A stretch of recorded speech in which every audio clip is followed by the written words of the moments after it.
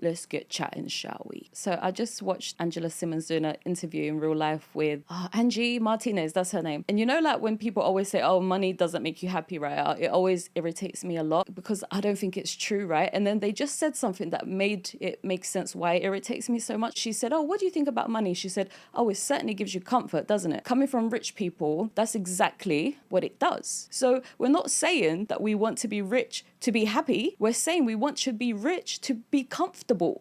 And I think it's rude that we say that it wouldn't make you happy because that's not even a conversation. The conversation is comfort, and money gives you comfort. And of course, and especially when people have lived a hard life, they would choose comfort over happiness any day because it gives you comfort. So I think we need to stop saying that money can't buy you happiness because it buys you comfort, which makes all the world of a difference. Anyways, having said that, the whole world is just weird. Like nothing's adding up. Nothing adds up. I was walking home the other day. Yeah, I was watching this man on the wheelchair thing. You know, the electric one that like older people have. My mum has one.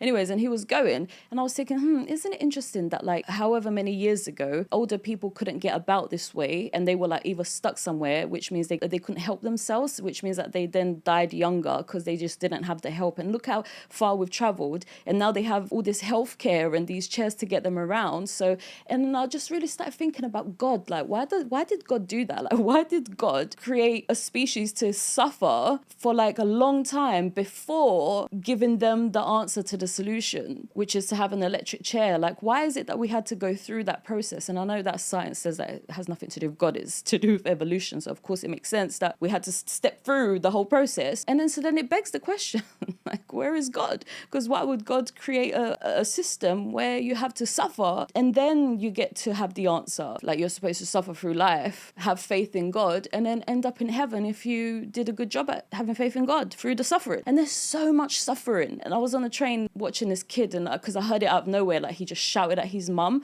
and obviously she was so embarrassed. And he said, "Stop calling me." And my first instinct was to go, whoa, you don't talk like that. Like, children don't talk like that to adults. But then I heard the cry in his tone as he shouted, and then I was like, oh, okay, he's really feeling it. And because when we start crying, when we start shouting and crying at the same time, that means that we're really hurt by what is happening. Anyways, and then I saw her get off the train, and then she dragged him like angrily up the stairs, and I was like, oh God, they're not gonna have a good night tonight. And it's just so sad, and it actually even just like made me a bit emotional, like looking at that. It's just also like messy, and I feel so bad for the child because the child was just sticking up for itself, and it's just so sad. And where is God in that design? Where is God? It's not adding up. And I didn't question it until I gave birth to my son, where like the whole experience didn't add up to what I had been thinking about God and about life. It had this fairy tale in my head, and that day changed everything. And since that day, nothing has been adding up. Just seems like life is so bad without any help. No manuals. Just like, oh, wait it out and then eventually we're going to get there. And it's like, what? Why all the suffering? Anyways, the way we treat each other just makes the whole process worse. Obviously, with the chair or without the chair, we can still help older people. We get it. There's so much going on in the world. Like the Americans, they're talking about, it's so funny, yeah? Like this one man, Donald Trump, whoever is in charge of the country, saying, oh, we're going to attack this other country. It's like, what? Sorry, what?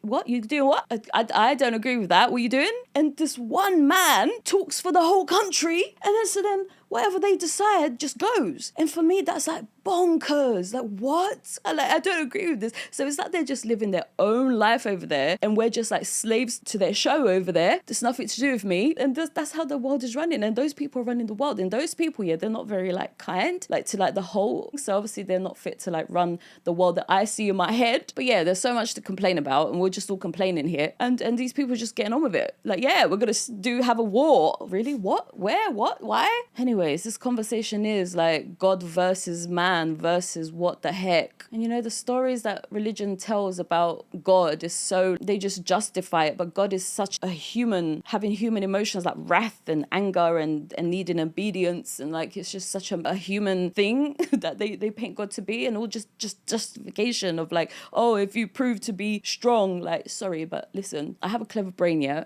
I prefer peace. So I'm not going to design a game that's going to put arduous tasks in my life, because there's so many euphoric experiences that I could be having instead. So I'm not going to go designing a game that hurts me. And so then the justification of the hurt is just annoying. And so then the justification annoys me, especially because I could see that all of the stories that we tell about God and all of life, is like in the outside, like we don't have access to it. What's in the inside, though, that we do have access to is the humans who are running the world and this happening. And we have all brains, and we're humans, we have all brains. So forget God for a second. We actually are running the world, and we have created a money system and education system and law system and army systems that we've created it all. God didn't come down from the sky and started bossing people around saying, yeah, you do this, do that. No, the humans took over and created the world that we're living in today. Not God, the humans did that. And apparently God was the one who made it happen, which obviously that's where I get confused. Because what the heck? People being like treated really badly here. And what are you doing? What are you doing? Point is that like the afterlife and the before life and then the outside of life or whatever the God thing is, right? There has to be something there because this is too much detail.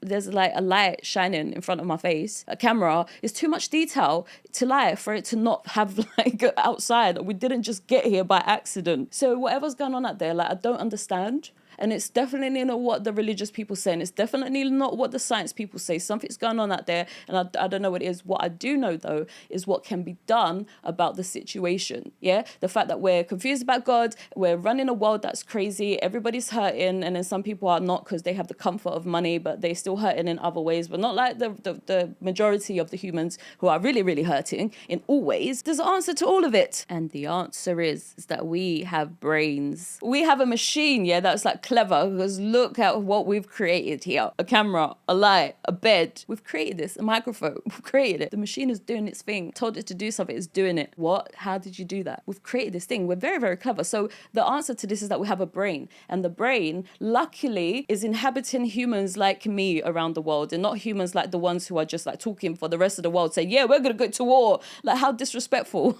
I would never make a decision like that, because that's based on what? Me and a group of 1,000 people pretending to be leading the whole world, and you're doing what without my permission? So obviously that's not how you run the world. So luckily you have kind-hearted people who have clever brains who can come up with brand new systems of how everything can work, and everybody can then thrive as a human race that we can be proud of. And trust me, there's so many ideas that we're not talking about. Why? Because you are hypnotized with the badness of the world, because you've got to work every day and you've got to feed your children, you've got to succeed in life, and you're getting old and you don't have enough money, or you do. But how can I convince you to change? How can I convince us to change? To let people like me, and there's a lot of us, right? To let people like me do the leading, and then also like, because they're in charge right now, like the Donald Trumps and whoever else is in charge. They're in charge. They've got the armies and all that stuff here. Like, how does somebody like me, who has no political and no religious connections to anything, right, able to convince the world that this needs to change, and how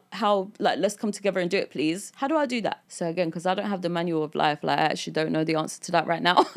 But what I do have is this certainty that obviously that's what has to happen. So we're going to find a way, which is the waiting thing. We're going to find the chair, the electric chair. We're going to find the electric light. We're going to get there. We just actually have to start understanding that that's where we're going, guys, because we can't lead this world anymore. We can't leave it like this anymore. This is weird. Just belonging to different countries and living and dying with money. Weirdness. It has to change. Anyway, so is it crazy to call God crazy? Is it crazy to call God crazy? Am I the crazy one here? If needing to be kind and needing to be loved and taken care of and being safe, if that makes me crazy, then I would rather be crazy. And you guys, if you don't agree with that, you must be crazy. So I don't agree that I'm crazy for calling this crazy. And obviously the person who's supposed to be responsible is God. So then if God is responsible for this, then yeah, God is crazy. And I have a right to say that, because this plant keeps like touching. Last video, it was hanging onto my hair. Anyways, the idea that we have of God right now is definitely crazy, because that just sounds like this human thing that's not, like the Wizard of Oz is actually just a human behind the scenes, because that is just weird. But there is something outside of it, and I don't understand what that relationship has got to do with all this going on, because why are you not interfering? And I guess we are interfering, but it's so slow, because obviously I wouldn't be here if we wasn't interfering, because I'm not here for the fun of being hurt. Thanks. I'm here to make a change and bring the change to actually happen, and then to like enjoy the change. So I guess that the good news is that we can just do this so differently. Like we have like we can just have a brand new canvas. And obviously I know that Donald Trump just comes in my head all the time. Like, oh, what are we going to do about those people? All the people that enjoy like this world and they're just a bit mean. Like, I actually just don't know, but we've got to think about this, guys. How are we going to change the world? Please tell me. Come tell me. I'll be happy to hear it, and then we could get started. And maybe that's what I'll do next. Maybe I'll just concentrate. I know I've done it before, not like how a new world would look like. But maybe I should just like actually sit here and brainstorm of how we're going to do this. How we're going to stop everybody from leading the world the way they are, following a new one, and then living happily ever after. How? Tell me, and I'm going to do a video about it. Okay, goodbye. No, I'll see you soon. Goodbye.